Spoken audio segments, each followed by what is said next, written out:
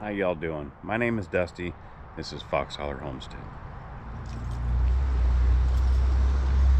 So we could start quite a few different places, but as far as in the past and how we ended up here, my family and I. But I think the shortest version, and hopefully we'll get into a lot more of these other stories, but the shortest version for now is a couple years back, my wife and I decided that we were going to invest in something larger than ourselves. Of course, a typical family, American family, they automatically think house. We want to invest in a house. But one of the things that I've always grown up with ever since I was younger was property. That was going out to my family's property. It was 130 acres up in the mountains. We're in Washington State, and it was in the foothills of Mount Rainier. That was something that I distinctly remember as a child, was growing up in the mountains. So I wanted to bring that to my family as well. So we started looking for houses in general with a piece of property, a house with a piece of property or a big enough yard, something to start with. And then the market ended up kind of going crazy on us. And, I'm sure everybody knows, long story short, it wasn't in our best benefit to buy a house. We kind of looked at that as, not to say it wasn't in our best benefit, but the prices for houses with property were so astronomical. It wasn't even a possibility. Not to mention the fact that we didn't want to invest in someone else's past issues. So with that being said, we decided to go for just property. And we looked for property up and down and around, and it was either too far north or too far east or too far south, and we wanted to stay around our general work area. So she works in the medical field, predominantly in King County. I myself am a heavy equipment operator. I run tower cranes as well as other equipment. So I'm predominantly in the city. There's not a whole lot of tower cranes out in the mountains as much as we would like to just be out there. But we needed something that was centrally located, that we can get to our jobs without this huge, amazingly long, drug out commute. So again, we started looking for properties, and we came across a property that is up in Preston, Washington. And for those of you that are not familiar, Preston is, we live in Western Washington. So Western Washington is green evergreens, lots of firs, lots of cedar trees and maples and so on and so forth. It's an evergreen state. On the eastern side, it's very deserty, very barren. So Preston is just up from Seattle on Highway 90. It's about a half hour east on Highway 90, and it's a very small little town, about 550 people. And we found a piece of property up there that was 9 acres. The most beautiful piece of property you could ever imagine. And one of the things that we learned when it came to buying property is that it's not very often, it's not impossible, but it's not very often that you're gonna find every single thing that you want from this property. If you can, it's amazing, but there's usually something that you want to sacrifice, whether it's on price or location or the amount of land. So with this piece of property, it's just the most gorgeous piece of property with these old growth cedars, old growth fir, and it's when we came into here, it just stuck with us, and so we pursued it. We just kept on coming out, and the listing had been on the market for about over 400 days, about that, 400 something days, 420, whatever it was.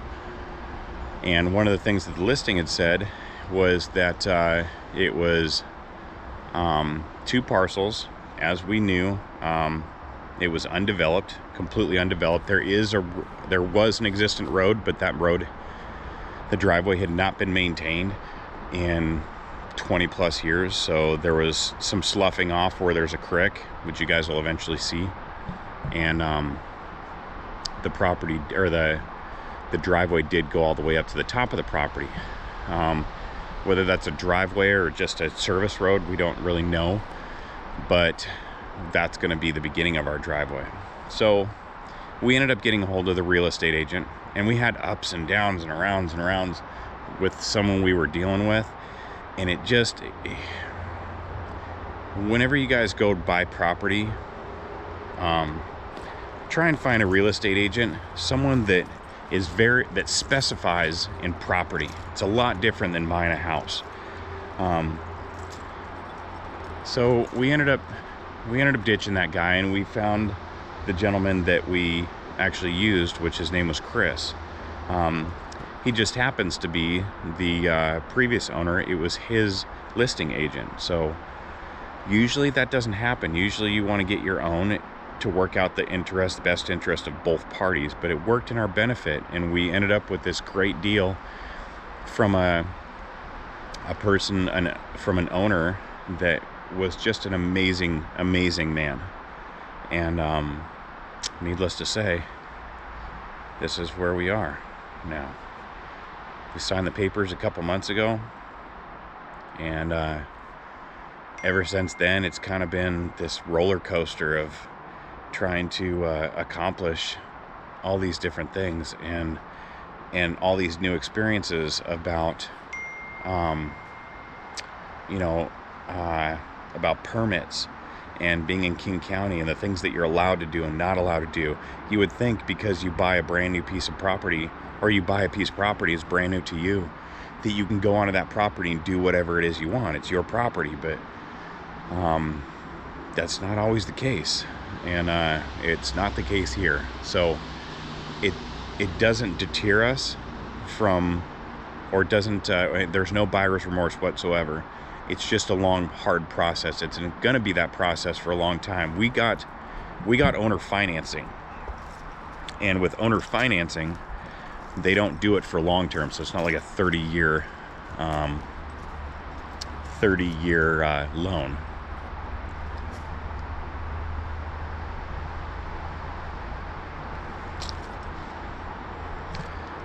It's not a 30-year loan.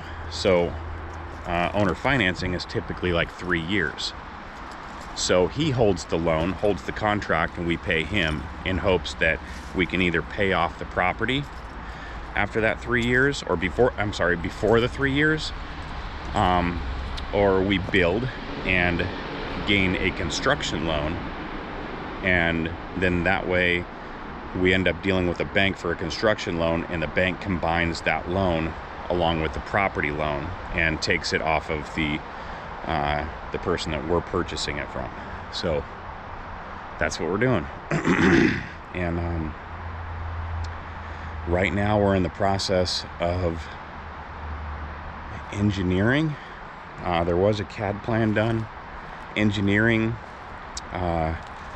because the road goes up to a certain part, up a certain amount, goes up to the top. Well, from that point forward, where the driveway is going to continue on, there's trees that need to be pulled down and stumps removed all the way over to the build site. So again, as this is 9 acres, we have decided for ourselves that we love the beauty of this property and the old growth trees. Now, we're absolutely not going to log it all. We're going to log the driveway, and we'll log the build site. The build site will be about 1.5 acres. So the rest of it, we are going to convert to forestry land, which I think is pretty awesome. Helps you with taxes, but it also helps in conserving the environment and keeping what natural beauty we have out here in Washington State, keeping it natural and beautiful. Exactly that. So again, this is just a short little short little tune as to who I am. You'll eventually get to meet the family, and we'd like to carry you guys along, and have you kind of join us, and hopefully you'll join us on this journey. This is all very new to me. It's very new to my wife. It's very new to the kids. It's very new to all of us, and we want to share all these experiences of developing and so on and so forth, and cutting the road and doing all the logging and the permit process and all of that. Not only do we want to share it with you guys, but also maybe get information from people that have already done this before. We have a lot of questions ourselves. We definitely don't know the answer. This is the first time that we've ever done anything like this, and it is over the top, amazingly intimidating, but I thoroughly believe that in the end it's going to be so much more rewarding. So yeah, I hope that you guys will if you like this, please consider subscribing and join us along this mission. Again, my name is Dusty, and this is Fox Holler Homestead. We'll even get into the name of Fox Holler Homestead and how we came up with that in the next episode or two. So again, we really appreciate this. So we'll talk at you soon. Howdy.